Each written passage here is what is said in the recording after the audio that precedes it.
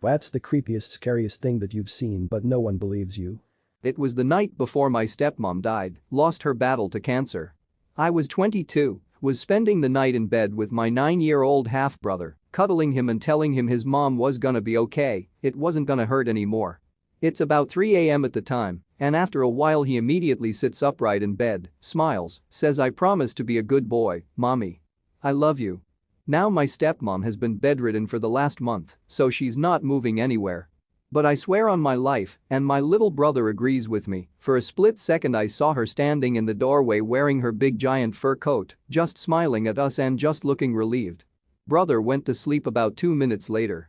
I left to go into my dad and stepmom's room to check on her to see my dad awake and telling me she died about half an hour ago. I genuinely believe she stopped by on her way to the other side to check in on her 2 kids and make sure we'd be okay without her before she left. It's not that people don't believe me, it's more that I hardly believe it myself. It was late, probably between 1 and 3 a.m., and I was sitting at an intersection waiting for the light to go green. Across from me was a dark road with trees on either side and thick woods off to the left and houses off to the right. So I'm sitting there listening to music when I see something move at the edge of the woods to the left. Now this is rural New Jersey, so things moving in the woods are either bears or deer, which aren't scary, but deer will fuck your car up if run out in front of you. I turned my high beams on to see what it was, but they didn't reach the woods. Then I saw more movement before the light turned green. I made my left turn and drove off, but I couldn't see what it was. The next day I drive the same route on my way to work, and when I get to that intersection there's cops and ambulance over at the edge of the woods where I saw the movement the night before. I asked a coworker what happened, and he said they had found dismembered body parts there early that morning. TLDR. I either saw a murderer, a bear, or the Jersey Devil kill and dismember someone. I know I'm late, so this will probably get buried. My friend's grandma's house was right up against a cemetery. He always told me it was haunted and would see crazy stuff there, but I never believed him. One night, we were over her house and I swear, I saw something the size of a toddler run from the living room, through the dining room and into the kitchen. When I looked at my friend, he just went, "Did you just see that kid run through the fucking house?" It looked more like a fast-running shadow than an actual person. There was no one there. There were no kids around, it was his grandma's house, and we were the only ones over. It was late at night and no doors opened or closed. When we told his grandma, she was just like, "Oh, don't worry about it. It happens all the time." After that I started believing in ghosts. My friend also said when he used to sleep there, he used to push the spare room's TV away from him so it faced away from him because he would wake up at night and see people in the reflection staring back at him watching him sleeping. Scared the shit out of him. Was out camping near Crater Lake alone. Trekked in about 10 miles from the trail with very light gear and made camp on a ridge overlooking this valley. Wake up in the middle of the night to shouting in the distance. Look down in the valley and see 2 flashlights moving in one direction. I figure it's some campers night hiking or playing a game. So I just observe. It becomes apparent they are looking for someone. I can barely hear them, but once in a while they shout out something like, "We will find you," or "Come out." I can't remember exactly, but it was like they were toying with someone. Hide and go seek? That's what I'm thinking. Weird, but whatever. Eventually I see both lights turn suddenly and bolt in one direction. From what I can make out, they found who they were looking for. Again, I can't see much except for the flashlight's beams. The 2 flashlight people are laughing maniacally now and it's creepy. Then I hear a loud woman's scream and the movement of the light stops in one spot and she continues to scream. It then sounds like she's being beaten and raped. I have no clue what to do. I'm unarmed and quite far from them. So I pack up camp and decide to head to the ranger's station. No cell service. It's rough terrain at night and I'm off trail with no GPS, and while I have great sense of direction normally, at night I can't see my landmarks. So to be safe I stop and decide to wait for sun up.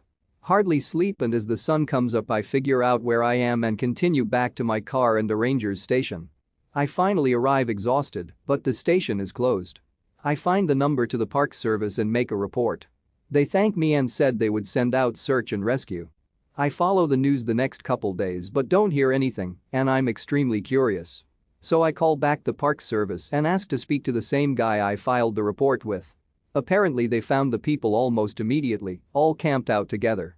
After some questioning it comes out that they, 2 men and 1 woman, were playing a sex game rape fantasy in the woods. It was a relief to learn that no one was harmed, but holy fuck it freaked me out. It was over 10 years ago now when a friend and I visited Japan. It was our first time there, so we went with a tour company. However, after the tour ended we stayed an extra night in a hotel in East Ikebukuro. During the tour leader tell us stories of haunted hotels and other urban myths, as you do over beers or when you're enjoying a late night onsen.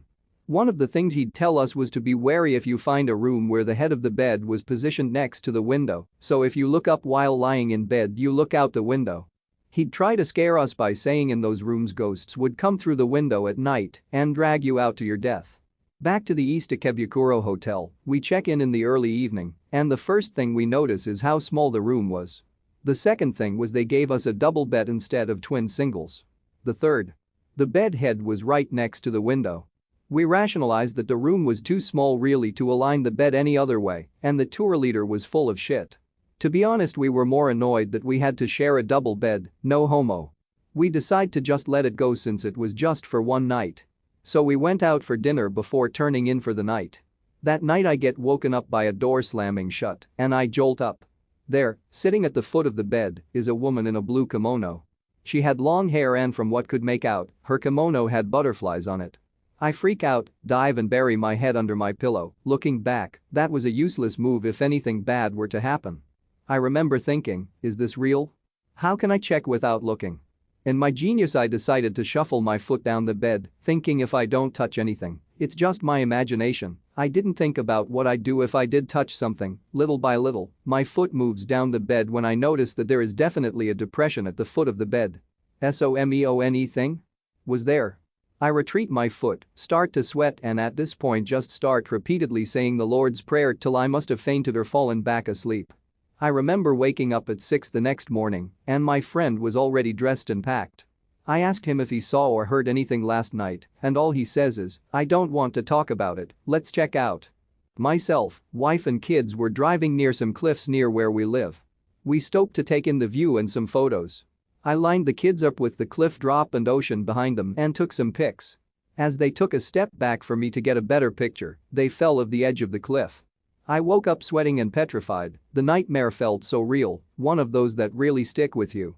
I went for a pee and checked in on all the kids, all fast asleep in bed, apart from my youngest 5-year-old daughter.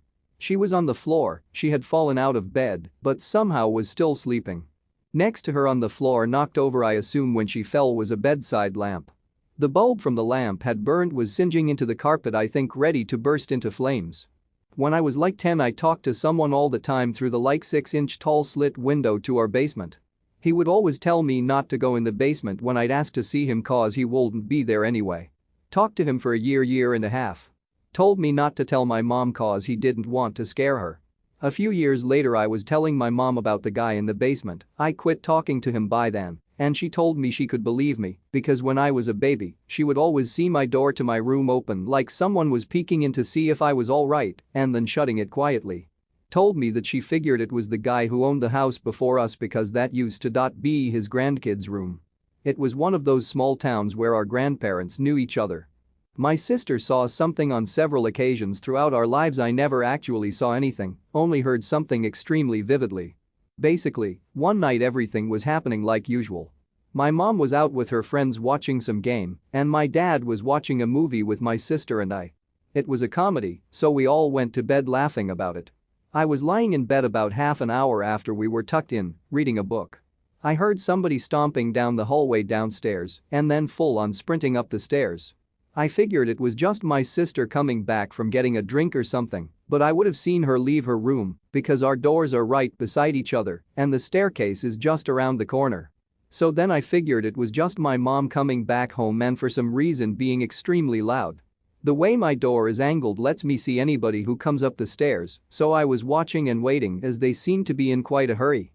The footsteps were getting higher and higher up the stairs, but as soon as they got to the top, they completely stopped. There was nothing. My eyes were still totally fixed on the hallway as I got up to check who it was.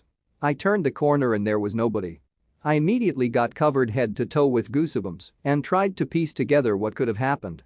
Not even 2 seconds later I hear my sister screaming and she comes bolting out of her room with complete terror on her face. Without hesitating, we run into our dad's room, where he is already standing up and asking what's wrong. My sister points back to her room crying and says, "There's a man." My dad rushes into the hall, turns the light on, and then turns the light on in her room. He checks the closet and behind everything but doesn't find anything. Then he walks into my room and does the same, but still finds nothing. We spent the next 15 or so minutes holding his hand as he searched the rest of the house, flicking every single light on. He calls my mom to see if she had been home, but she says she's still with her friends. I could even hear the loud bar atmosphere through the phone speaker. We all slept in my dad's room that night. Over the course of the next 7 or so years, my sister had run out of her room crying about the same man in her room. She says he just stands there in the corner and watches her. She described him as a very tall man in a top hat and a trench coat, like a detective, she said. Everything completely black. It was a couple years after that I stumble upon what's known as the top hat demon, or the phantom hat man. It turns out it's an actual phenomenon. Every description and drawing is exactly what she described that day. I was working at a bakery on third shift, 8 p.m. 4 a.m., at the local orchard. The store closed at 8, but it wasn't unheard of for the owners to come in after closing.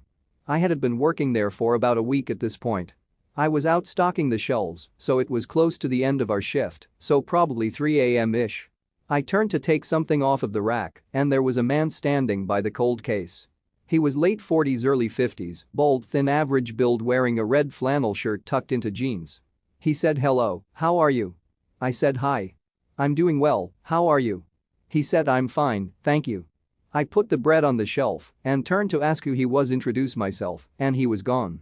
I was only turned for a few seconds, so there's no way he could have left my line of sight without me seeing some part of him leaving, and I never heard any doors open or close to indicate that he left or went elsewhere in the store.